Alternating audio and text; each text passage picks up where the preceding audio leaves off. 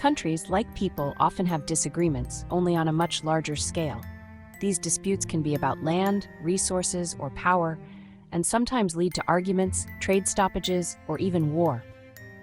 Imagine the world as a neighborhood, with each country as a house with its own rules and needs. Disagreements arise when one country wants what another has, or feels threatened by its neighbor.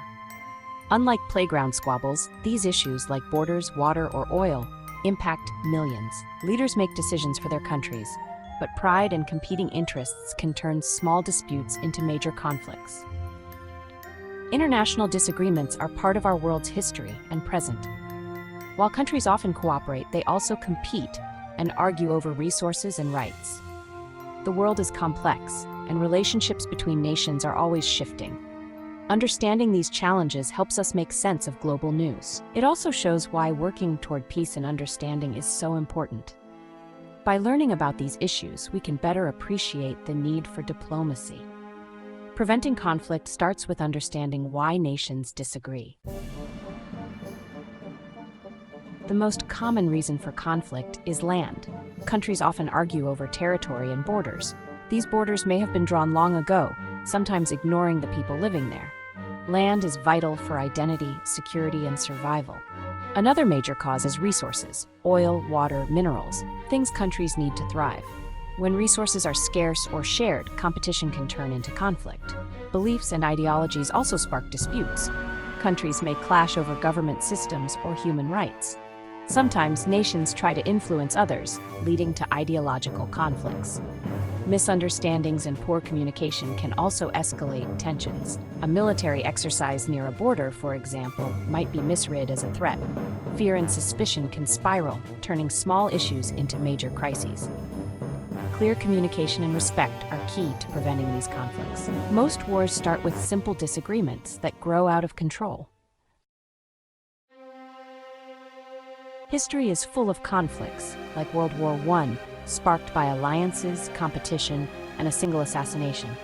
The invasion of Kuwait by Iraq in 1990 was about land and oil, drawing in countries worldwide. The Syrian civil war began with protests for freedom, but outside nations joined in, making it a global crisis. These examples show that land, resources, and beliefs have always fueled conflict. Patterns repeat, small sparks can ignite massive wars. Studying these events helps us recognize warning signs. Understanding history teaches us the importance of peaceful solutions. Preventing war means learning from the past. War's greatest victims are people, soldiers and innocent civilians alike. Families lose homes, jobs, and loved ones. Children lose education and safety. The trauma of war can last for generations. Infrastructure, roads, hospitals, power gets destroyed, making recovery slow and costly. Economies collapse as money is spent on weapons instead of schools or healthcare. Trade stops, businesses close, and poverty spreads. War's impact isn't limited to one country. It disrupts global resources and relationships. Refugees cross borders, spreading instability. The world suffers when nations fight. The true cost of war is measured in human lives and lost futures.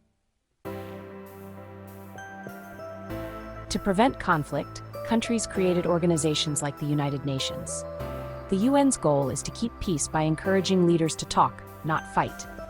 Diplomacy, negotiation, and compromise is a key tool for resolving disputes. Sanctions or penalties can pressure countries to change without violence.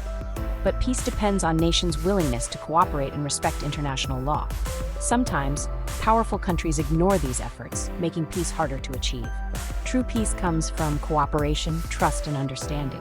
When nations work together, trading, sharing knowledge, solving global problems, they build friendship. Focusing on common goals, not differences, helps prevent war. Peace is possible when leaders and people choose dialogue over conflict.